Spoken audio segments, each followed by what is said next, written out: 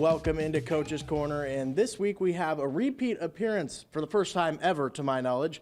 We have Coach Matt McCarty for the Northwestern Raiders as they gear up to take on Kaiser for the NAI National Championship. So, first of all, I just want to thank you for taking some time and chit-chatting with us. Yeah, absolutely. It's great to be with you again. Absolutely. So let's get started. We're hours away from the game at this point. What's the mindset going in? Yeah, I think guys are getting ready for kickoff. I think they're excited to play. We've had a great week of practice, but I think you're getting to that point where you can see that they're itching to play and get out there and compete. Let's kind of go back in the history books for you. You said you've been here for like 8 years or so. Tell me about the journey, how it started, and how you got to today. Yeah, first year we were 3-7, and that was one of 3 losing seasons in the history of Northwestern football. So that was a rough year. We've been in the playoffs every year since, and been fortunate to be around a really good group of coaches, and we've had some really good players and players that have really invested a lot in our program, and I think it continues to get better year in and year out. This airs, you've got a kid back home in Northwest Iowa that watches this, and they're like, I want to be a Red Raider. What do they have to strive for to be part of this program? I think they want to be a part of something bigger than themselves. I think those are the kids that are really successful for us. They want to be a part of something special. There's great kids in Northwest Iowa. We take pride in representing that area, and we want the best kids from Northwest Iowa to be Raiders. And when we do that, we felt like if we could do that, we can compete for national championships. And we've been in the national championship game now 3 of the last 4 years. Last year you were here in Durham. What did you take learning last year and bring to this year, whether it's a scheduling thing or on the field thing? What did you implement this year?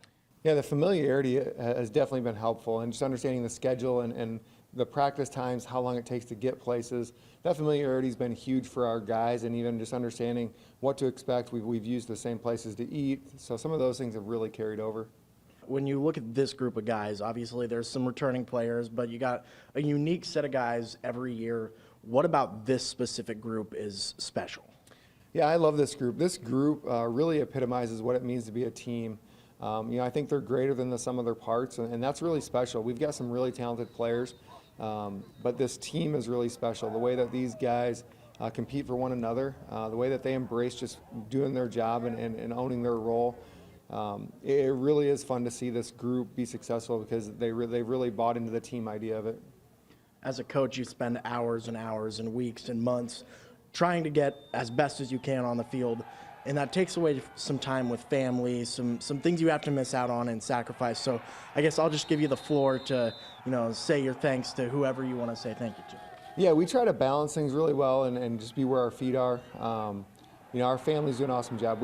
I'm blessed to be with a great coaching staff, and our coaches' families do a great job of allowing us to be with the football team so much during the football season.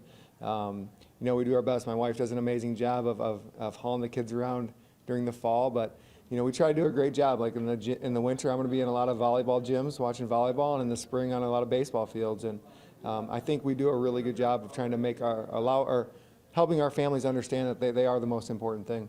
During this trip, there was a video that I posted to my Twitter about, the pre-practice speech on Saturday, I believe. Tell me a little bit about what I believe it was Ethan said to the team. Being present's not just about right now, it's every drill, every snap. What kind of message does that send to the team? Yeah, we've worked with Ethan, and he's our mental performance coach, and we've done that for the past 7-8 years, and that's been huge for our guys. We help them prepare and how they handle things day to day, how they handle adversity. And it's something that's been a big part of our program, just embracing each and every moment, embracing each and every day for what it is, and really being present and really focusing on what we need to do in that moment, because we can't change the past and we can't skip ahead. And so as exciting as Monday will be, we still get tomorrow to take care of business tomorrow. And our guys have really embraced that. We just want to go 1-0 in the moments, and at the end of the day, we'll find out where we are. As you take the field Monday, how do you collect your thoughts? How do you get in the right mind space as you prepare to take on Kaiser?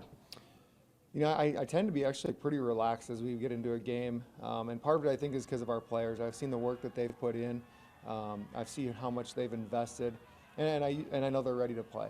And they'll compete with all they got. They'll compete hard for one another, and we'll see where it comes at the end of the game. But I'm confident in the way that our coaches have prepared our players. I'm confident in the work that our guys have put in, and then we just go out and compete and see what happens.